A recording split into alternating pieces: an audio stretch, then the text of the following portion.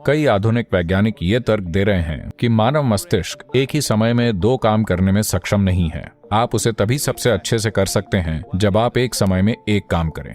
आप यहाँ बैठकर अपनी किडनी से या अपने लिवर से या अपने तिल्ली से काम नहीं करा रहे हैं। आप ये सब नहीं कर रहे हैं। क्या ये सारी चीजें एक ही समय में नहीं हो रही हैं? क्या हमारे अंदर ऐसी बुद्धिमत्ता नहीं है जो ये सब करने में सक्षम है? और आधुनिक समय में भी ऐसे लोग हुए हैं जो एक समय में 100 अलग अलग काम कर सकते थे। क्लासिकल योग इन चीजों को अलग करने पर बहुत केंद्रित है। अगर आप इन चीजों को अलग कर लेते हैं तो आप वो बन सकते हैं जिसे अवधानी कहा जाता है।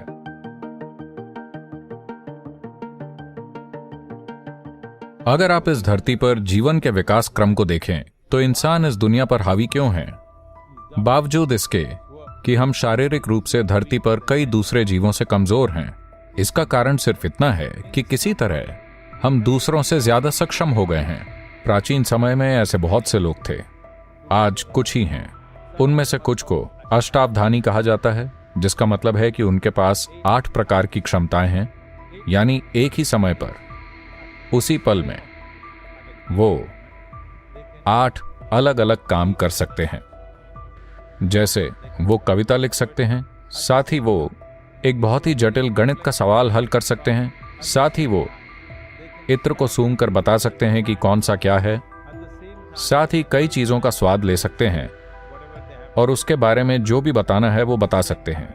वो 5 इंद्रियों से संबंधित कई काम कर सकते हैं, यानी कि देखने, सुनने, सूंघने, चखने और छूने की 5 इंद्रियों से जुड़े कई काम कर सकते हैं एक समय में। अगर आप 8 काम कर सकते हैं तो आपको अष्टावधानी कहा जाता है।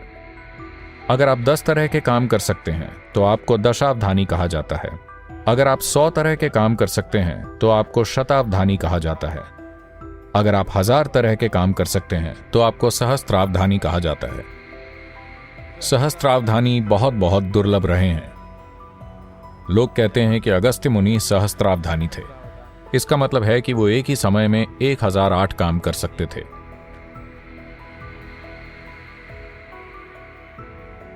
तो ये अवधानी सिर्फ किंवदंतियां ही नहीं हैं। अतीत में ऐसी कई घटनाएं हुई हैं जो अच्छी तरह दर्ज हैं। आंध्र प्रदेश में विद्यापति दशावधानी थे। उनके जरिए आंध्र प्रदेश में दशावधानियों की एक पूरी संस्कृति विकसित हुई। आज भी आंध्र प्रदेश के गांवों में काफी संख्या में अष्टावधानी और दशावधानी हैं। सिद्धचंद्र शतावधानी थे।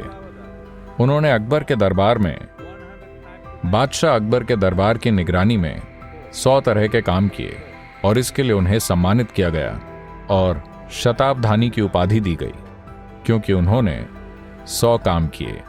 और आधुनिक समय में भी ऐसे लोग हुए हैं जो एक समय में 100 अलग अलग काम कर सकते थे।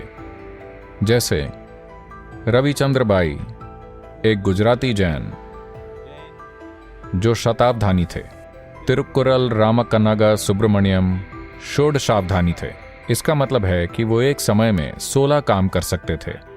ये सारी घटनाएं दर्ज हैं, लेकिन कुछ जनजातियों से और भी कई लोग हैं जो ऐसा करते रहे हैं।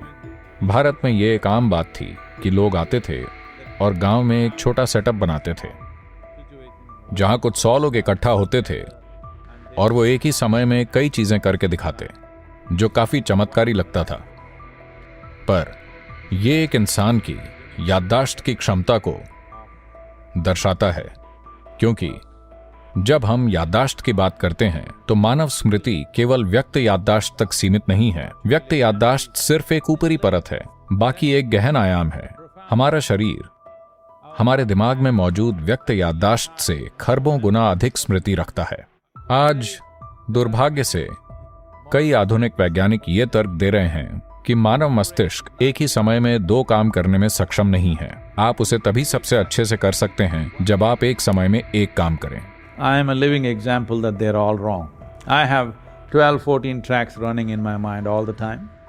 Do I look distracted, disturbed or stressed because of that? No. मैं इसका जीता जागता उदाहरण हूँ कि वो सब गलत हैं। मेरे दिमाग में हर समय 12-14 ट्रैक चलते रहते हैं। क्या मैं उस वजह से विचलित, परेशान या तनावग्रस्त दिखता हूँ? नहीं। आप इससे कई काम कर सकते हैं। ऐसा भी नहीं है कि आपको सचेतन रूप से उस पर ध्यान देना है। अगर आप कोई ट्रैक खोलकर उसे छोड़ देते हैं तो वो अपने आप चलता रहता है। ये मानव बुद्धिमत्ता की प्रकृति है। आप यहाँ बैठकर अपनी किडनी से या अपने लिवर से या अपने तिल्ली से काम नहीं करा रहे हैं। आप ये सब नहीं कर रहे हैं। क्या ये सारी चीजें एक ही समय में नहीं हो रही हैं? क्या हमारे अंदर ऐसी बुद्धिमत्ता नहीं है जो ये सब करने में सक्षम है? बात बस इतनी है कि ज्यादातर लोग बुद्धिमत्ता को सिर्फ दिमागी बुद्धि समझते हैं। दिमागी बुद्धि केवल सतही पहलू है। ये एक परत मात्र है उस विशाल बुद्धिमत्ता की जो हमें वो बनाती है जो हम हैं, क्योंकि हम भीतर से बने हैं। इस शरीर को बनाने के लिए, इस जीवन को बनाने के लिए जितनी भी बुद्धिमत्ता चाहिए वो हमारे भीतर अंतर्निहित है। ये कोई ऐसी चीज नहीं है जो बाहर से आती है, ये हमारे भीतर ही मौजूद है। सवाल केवल पहुंच का है। अगर आप एक जीवंत बुद्धिमत्ता चाहते हैं, अगर आप एक जीवंत बुद्धिमत्ता के रूप में रहना चाहते हैं, तो ये एक चीज आपको नहीं करनी चाहिए। कभी भी किसी भी चीज के बारे में कोई राय न बनाएं। मतलब कि आप हमेशा एक सक्रिय बुद्धिमत्ता हैं। आप हर चीज को वैसे देख रहे हैं जैसी वो है। राय बनाने का मतलब है कि आपने अनुभव करने की अपनी क्षमता खो दी है। आपने पक्की राय बना रखी है या अतीत की छाप उसे खत्म कर रही है जो अभी इस समय की वास्तविकता है। राय का मतलब यही है। लेकिन दुर्भाग्य से हमने ऐसे समाज बना लिए हैं जहां जब तक कि आपकी कोई राय न हो तब तक आपको मूर्ख या बेवकूफ माना जाता है, क्योंकि आपकी कोई राय नहीं है। लेकिन यही सबसे स्मार्ट चीज है जो आप कर सकते हैं। यही सबसे बुद्धिमानी वाला काम है जो आप कर सकते हैं कि आप किसी भी तरह की राय नहीं बनाते। आप हर चीज को वैसे देखने को इच्छुक हैं जैसी वो है। लेकिन मनुष्य होने की ये क्षमता बहुत कम हो जाती है जब इसके बीच कोई स्पष्ट अंतर नहीं रह जाता कि क्या याददाश्त है और क्या कल्पना, क्या सोना है और क्या जागना। एक व्यक्ति के मन में ग्रहणशीलता के 5 प्रमुख केंद्र होते हैं। ये हैं याददाश्त के केंद्र, कल्पना के केंद्र, सही बोध के केंद्र, विकृति के केंद्र और नींद के केंद्र। अगर आप क्लासिकल योग का अभ्यास करते हैं तो ये 5 आयाम आपके अनुभव में साफ तौर पर अलग अलग होंगे।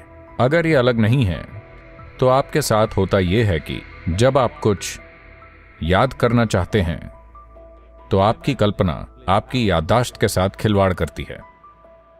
जब आप कुछ कल्पना करना चाहते हैं तो आपकी याददाश्त आपको कल्पना के सही आयाम में पहुंचने से रोकेगी। जब आप सोना चाहते हैं तो आपको सपने आएंगे। जब आप जागना चाहते हैं तो आपको नींद आएगी। इससे बहुत सा भ्रम और जीवन की अकुशलता पैदा होती है। मैं आपके पेशे या ऑफिस या किसी और जगह में कुशलता की बात नहीं कर रहा। हाँ, वहां भी होगा, उस तरह से भी यह व्यक्त होगा, लेकिन उससे भी ज्यादा जीवन की अकुशलता।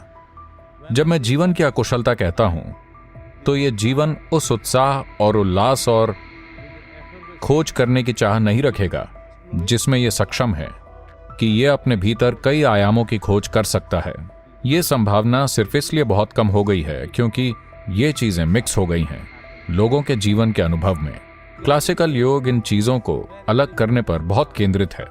अगर आप इन चीजों को अलग कर लेते हैं तो आप वो बन सकते हैं जिसे अवधानी कहा जाता है।